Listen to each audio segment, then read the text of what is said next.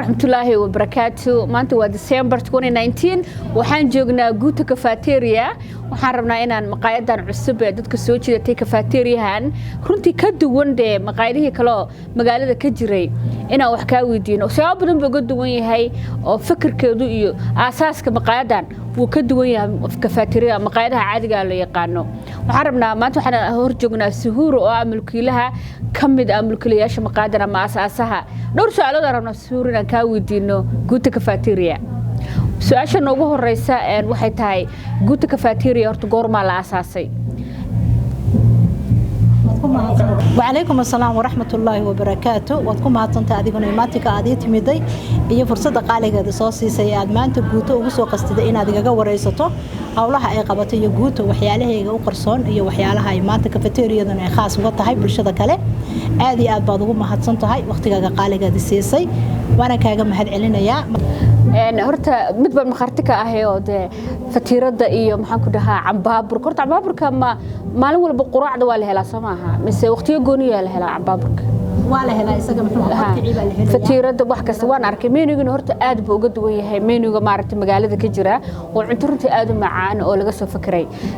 waxaan isha suuray 2017 inaad shaqadan ama hawshan soo bilowdeen adiga iyo dumar kale oo fikirkan inay ka imaaday waxaan ii sheegi kartaa wixii caqabada ahaa oo ku soo maray oo intaas oo dhan muddo 3 sano ah ma yara wax ka soo shaqeynayay waxaan ogaa shaqooyin fiican inaad qabateen inaad maaragtay waliba hidii dhaqanka maaragtay aad qayb ka tahay shaqooyinkiina waxyaabo badan oo kalena ay jiraan marka caqabaduhu ma yara kulay laakiin waxaan rabnaa inaad sheegtid bal kuwii ugu adkaa ama marxaladaha aad soo martay siyaabaha ugu gudubtay inaad ii sheegtid baan doonayaa guuta walaalo waxaan aasaasnay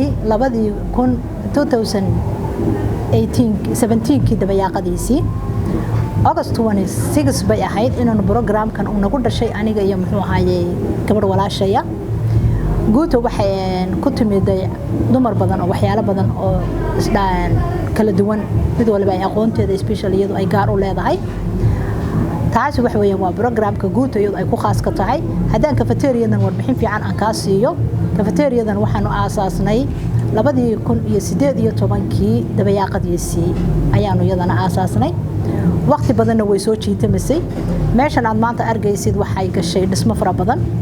waxa ay gashay waxyaalo badan oo iyada ay u baahneed inaan ku dayactirno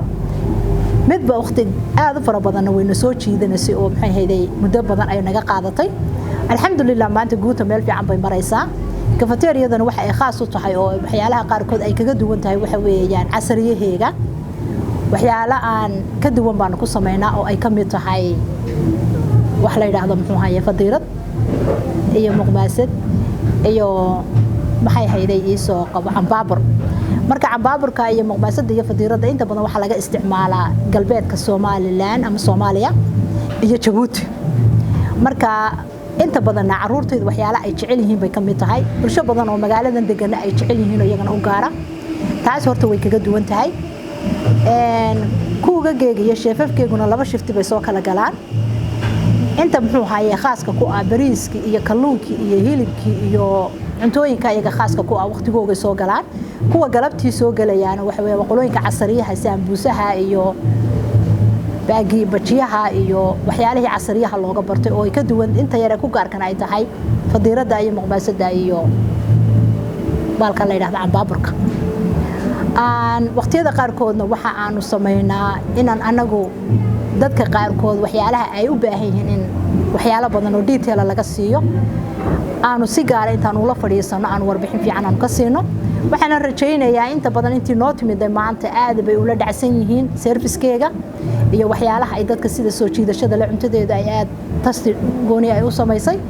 adiga leeyliina waxyaalo badan aad marxaati nooga tahay aad baanan mar labaad ugu mahadsantaan ku leeyahay inta aad Guuta Cafeteria mar labaad iyo mar saddexaad aad naga wareysanayso adiga oo leeyla ah aad iyo aad baan ku soo dhaweynayaa weydiiso oo maxay ahayd cambaburka muxuu ka samaysan yahay cambaburku waa waxyaalo waqtiyada ciida oo kale muxuu ahaayay reer waqooyiga iyo reer Djibouti ay samaystaan oo subaxii quraac ka dhigtaan quraacda subaxiina odkiciina waan sameeynaa iyo canjeeradeeni waxa kale oo nu sameeynaa muxuu ahaayay fuulki iyo cambaburka cid quraac doonaysa waa runtaa iyo su'aasha labaadii weydiisay waxaad ugu tiri guuta cafeteria waxyaalo kalena way samaysaa waxyaalaha kale sameynana waa hidiya dhaqankaasina waxa weeyaan in caruurteena jiilkii generationkiisi dhaqankiisi waa ilaawayaa maanta waxyaalo badan waxa jirta caruurta hadii aad weydiiso oo niraahdo koortani maxay ahayd ama hangoolkaasi muxuu yahay iiga jawaabaynin marka iyagana example oo kale yaan u tusaa waqtiyada qaarkood waxa kale jira muxuu ahaay in dadkii u baahan inay kareystaan waqtiyada qaarkood oo waa wax weeyaan aad iyo aad baynu baahi weyn tan ugu qabnay waana waxyaalo badan oo inaga dhinaa runtii caqabado aad u fara badan way iga hor yimaadeen waqtiyada qaarkood igu kalifay inaan xataa iskaba dhaafo meeshii oo farax ka qaado laakiin waxa aan isku buush gareeyay inaan samayn karo yeeli karo oo aan naftaydi ku kalifay inaanan marnaba aanan feel garoobin aan mar walba go'aankayga qaato ina wixii aan qaraar ku soo gaaray oo ah inaan u noqon karo inaan wax samaysan karo caqabad kasto ka hortimaada adeegayga way leedahay laakiin waxay u baahan tahay samirkayga iyana wixii inaad samayn karto aad maskaxdaada u sheegto dumarkuna intooda badan waan aad baynu u daciifnahay oo aynu isna dhahnaa waxa ma samayn kartaan markay waxyaalo adag inaga hor yimaadaan laakiin markaynu qurbo u soo baxnay dumarkeena Soomaaliyeed waxay noqdeen dumarka ugu adag uguna hormoodka ah wax badan oo samayn karaan og inay samayn karaan taas baan kaga gudubnay iyo samirkii adeegii dumarnimo aynu lahayn dumarka Soomaaliyeed lagu yaqaanay taasna waa taas والله وارنتها dad badan markay dhibaato noocan oo kale la kulmaan ama wixii muddo dheeraadaan waxay dhahaan waxa ma sameyn kartid way ka tagaan oo guuldarada ku degdegnaa laakiin adigu waa adkaysatay runtii waa kugu hambalyeynaya in heerka maanta soo gaartay suura maadaama khibradan aan leedahay anagana badanaa waxaa dhiirigelinaa dumarka marka maxaad kula talin lahayd gabdhaha kale oo iyagana guryaha la fadhiyo fikrado fiican qalbigooda ku jirto ama in wax soo saaraan ama wax qabsadaan ama ay isbedel sameeyaan doonaya laakiin hadda noloshooda wuxuu ka bedelaan ama ku soo kordhiyaan maxaa talo oo aad siinaysaa hadii la hayraado oo ku dhiirigelinaysaa waa runtaa walaalo waxaan caqabad kasta oo ka hortimaada adkaysigayga u baahan tahay waxaan anigu maanta experience aan u haysto waxa weeyaan hawshii faraha badneed iga soo gaadhay aniga maanta hawshan gacanta kula jiro waxaan dumarka Soomaaliyeed aan kula talin lahaa oo aan ku soo dhaweyn lahaa hooyo kasto skills leh oo haday artist taqaano iyo haday xina marin taqaano iyo haday cook tahay cunto taqaano iyo haday design tahay ay wax samayn karto inay iyadu ku dhiirato inay horta owner noqoto iyadu meel samaysato hadana iyadu isku buush gareyn cid ku buush gareyn saab jirto waxaan ogahay hooyadu marka iyadu meel iska soo saartay inay bulshadeedii badnayd ay dhabarka ku sidayna ay meel ka soo saari karto waxaan ogahay maanta waxa weeyaan respectiga ay maanta uu ku siinayo ilmahaagu waqtiga aad ogahay inaad strong tahay wax qabsanayso iyo marka uu ku ogahay hooyadani inaanay waxba qabsan karin xataa wax kale iska daay ilmahaaga ayaa kugu buush gareynayo kugu riixayo oo maxay ahayd ku siinaya credit fara badan marka waxaan ku kula talinayaa gabdhaha Soomaaliyeed ee guryahooda fadhiya maanta ee aqoonta leh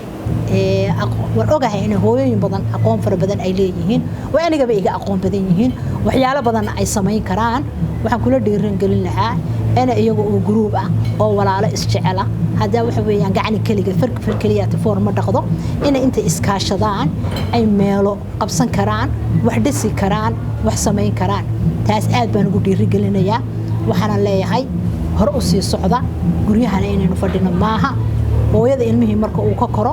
ee ilmiheegi uu muxuu haayay heer jaamacadeed gaaro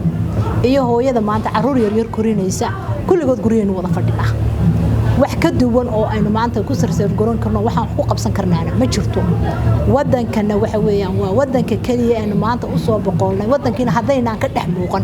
oo ayna waxba ka dhex samaysan ka shalay soo galay aduu maanta seen baad ahaanaysa waxna kuma kala duwanaanaysa marka waxaan ku dhiirigelinayaa hooyada aqoonta leh ee skills kale inay ka soo baxdo gurigeega ay aqoonteedii qof kale walaalkeeda la sheer garayso inagu aynu shuraaka iyo shirkado fara badan aynu samaysan aynu kaligaan leenahay taas ay aniga taladaydu iga tahay caqabad kasta iyo adeeg kasto ka hor yimaadana samirkiisu leeyahay wixii maanta igu hor yimiday waxaan maanta habi ku ahay maadaama meesha ii furantay wix alaale wixii igu hor yimid oo dhan maanta waan ilaawaya